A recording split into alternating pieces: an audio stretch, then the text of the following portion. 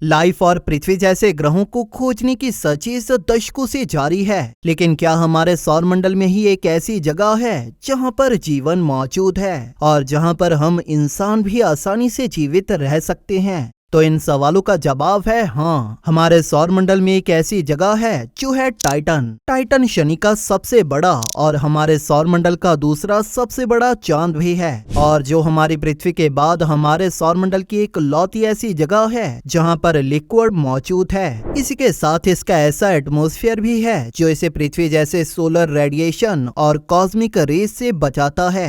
आइए आज चलते हैं शनि के इस चांद टाइटन पर। ये टाइटन हमारे चांद से थोड़ा बड़ा और भारी है। ये अपने साइज के मामले में मर्क्यूरी ग्रह से भी बड़ा है, लेकिन इसके बाद भी इसकी ग्रेविटी काफी वीक है। आप टाइटन की सरफेस पर पृथ्वी के कंपैरिजन में 7 गुना हल्का फील करोगे। इस चांद की ये सरफेस आइस से बनी है और जिस पर माउंटेन्स, क्रेटर्स और क्रायो वॉल्केनोज भी हैं। ये क्रायो वॉल्केनोज रेगुलर वॉल्केनोज के जैसे ही रहते हैं, लेकिन इनसे लावा की जगह पर वाटर, आइस, अमोनिया और मीथेन निकलती है। इस पर पृथ्वी के जैसे ही क्लाउड्स और लेक्स भी हैं, लेकिन इसमें और पृथ्वी में एक छोटा सा डिफरेंस है कि यहाँ पर हर चीज घनी फॉग से घिरी है, यानी कि धुंध से, और यहाँ पर मीथेन के ओले भी बरसते हैं। हमारी पृथ्वी पर मीथेन का इस्तेमाल हम एक फ्यूल के रूप में करते हैं, लेकिन टाइटन के पास कोई भी ऑक्सीजन नहीं है, जिसकी वजह से ये मीथेन फ्यूल के जैसे नहीं जलेगी। टाइटन के पास एक थिक और स्ट्रॉन्ग एटमॉस्फेयर है, लेकिन इसके बाद भी ये काफी ठंडा है। इसका एवरेज टेम्परेचर -300 डिग्री तक नीचे गिर जाता है, जिसका कारण है इसकी सूर्य से दूरी, जो कि 900 मिलियन माइल्स है। इस दूरी के बाद जो सूर्य की रोशनी इस तक पहुंचती भी है, उसे इसका एटमॉस्फेयर और डेंस फॉग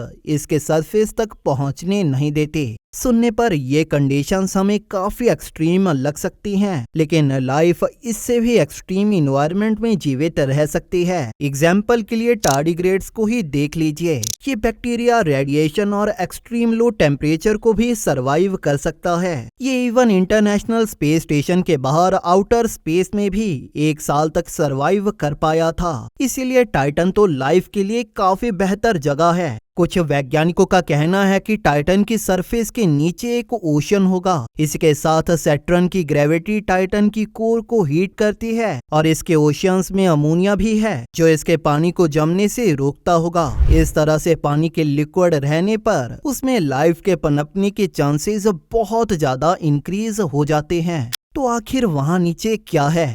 तो इससे जुड़े वैज्ञानिकों को कुछ रियल एविडेंस मिले हैं कि टाइटन पर ऑलरेडी ही लाइफ है। C3H2 को टाइटन पर एटाकामा लार्ज मिलीमीटर सब मिलीमीटर अरे, जो कि चिली के डेजर्ट में मौजूद 66 एंटीनास की एक अरे है, इसकी मदद से खोजा गया। ये मॉलिक्यूल C3H2 खास इसलिए है क्योंकि ये डीएनए में एक बिल्डिंग ब्लॉक की तरह काम करता है, जो कि लाइफ का मेन कोड है। कुछ वैज्ञानिकों का कहना है कि ये मॉलिक्यूल्स इस तरह से हमारी पृथ्वी पर भी कई बिलियन साल पहले मौजूद रहे होंगे, और जिसके बाद ही इस पर लाइफ की शुरुआत हुई। नासा ने पहले ही इस खोज की कंफर्मेशन अपनी एक प्रोब के डेटा के साथ कर ली है, जिसे टाइटन की सरफेस पर उतारा गया था। ये नई खोज टाइटन को ह्यूमंस के अगले ठिकाने की लिस्ट में काफी ऊपर ले आती है। नासा टाइटन के लिए एक नए प्रोजेक्ट दी ड्रैगनफ्लाई मिशन पर काम कर रहा है। इस मिशन में वो टाइटन पर एक ड्रोन को भेजेंगे और इसकी सरफेस के एक बड़े हिस्से को भी एक्सप्लोर करेंगे।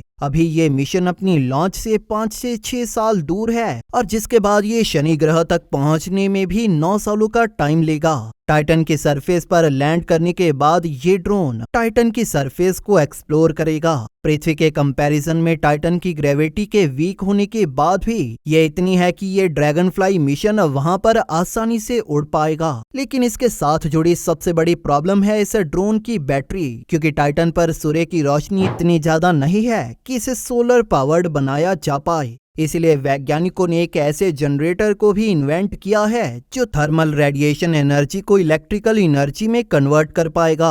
ये ड्रैगनफ्लाई मिशन अपने साथ कई सारे रिसर्च इक्विपमेंट्स को भी टाइटन पर ले जाएगा, जो टाइटन पर इससे जुड़े बहुत से टेस्ट्स को अंजाम देंगे और इससे जुड़ा बहुत कुछ हमें बता पाएंगे। टाइटन पर एक रात कम से कम 8 दिन लंबी होती है, जो वो समय होगा जब ये ड्रोन इसके सरफेस पर रिलैक्स करेगा और जिस दौरान ये रिचार्ज होगा और सैंपल्स को एनालाइज करेगा। ये एक लंबा टाइम है, लेकिन जो सही भी है, क्योंकि टाइटन से पृथ्वी की दूरी की वजह से इनके कम्युनिकेशन में भी एक लंबा टाइम लगता है, लगभग 1 घंटे का।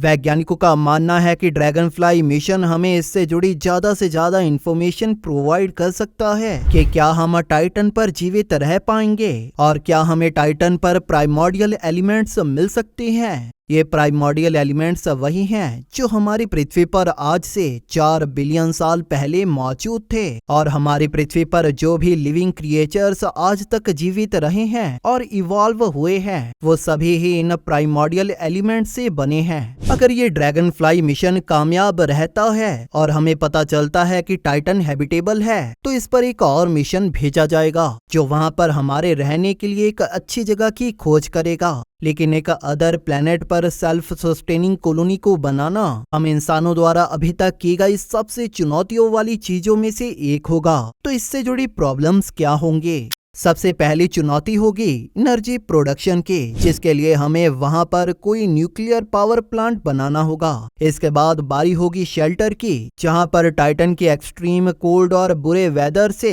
कुछ बिल्डिंग्स हम इंसानों और मशीन्स को बचा पाएंगे। इसके बाद अगली चुनौती होगी पीने का पानी और ऑक्सीजन। इसको कलेक्ट करने और इंजीनियर करने का कोई नया तरीका हमें खोजना होगा। इसके बाद बारी आएगी ग्रीन हाउसेस की, जहां पर हम सब्जी और फलों को उगा पाएंगे। फिर होगा फ्यूल। लकीली टाइटन मीथेन से भरा है, लेकिन इसके बाद भी टाइटन पर एक बड़ी प्रॉब्लम है, जो है इसकी वीक ग्रेविटी, जिसके कारण जो भी यहाँ पर रहेगा उसकी बॉडी के मसल मास का एक बड़ा हिस्सा लूज हो जाएगा, जिसके कारण टाइटन पर काम करना और रहना काफी मुश्किल होगा। इसीलिए कुछ वैज्ञानिकों ने एक काफी अलग आइडिया भी दिया है, जो है टाइटन को टेराफॉर्म करने का, जिससे हम वहां पर आसानी से सांसें ले पाएंगे। लेकिन ऐसे टेराफॉर्मेशन करने में हमें एक लंबा टाइम लगेगा। इसके लिए टाइटन के एटमॉस्फेयर को ऑक्सीजन से एनरिच करना होगा और इसके एटमॉस्फेयर को थोड़ा गर्म भी। इससे अगला स्टेप होगा एक बायोस्फीयर को बनाना, यानी इस पर प्लांट्स को उगाना। हम टाइटन को पृथ्वी से लेकर गए पौधों से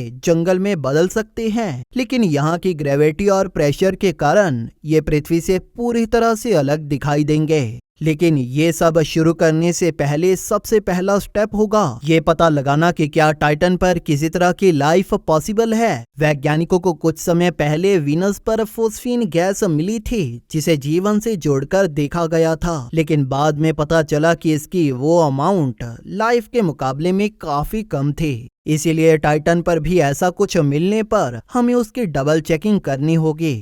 आपको क्या लगता है, टाइटन पर लाइफ पॉसिबल होगी या हमें यहाँ पर किसी तरह का जीवन खोजने को मिलेगा? हमें नीचे कमेंट सेक्शन में अपना ओपिनियन जरूर बताइए। अगर आपको ये वीडियो पसंद आई तो इसे लाइक और शेयर जरूर करें और इसी तरह की और वीडियोस देखने के लिए हमारे चैनल को सब्सक्राइब जरूर कर लें। बेल नोटिफिकेशन ऑन करना ना भूलें, ताकि नई वीडियोस की नोटिफिकेशन आपको अपलोड होते ही मिल जाए। थैंक यू फॉर वॉचिंग दोस्तों। इस वीडियो को अंत तक देखने के लिए आप सभी का धन्यवाद।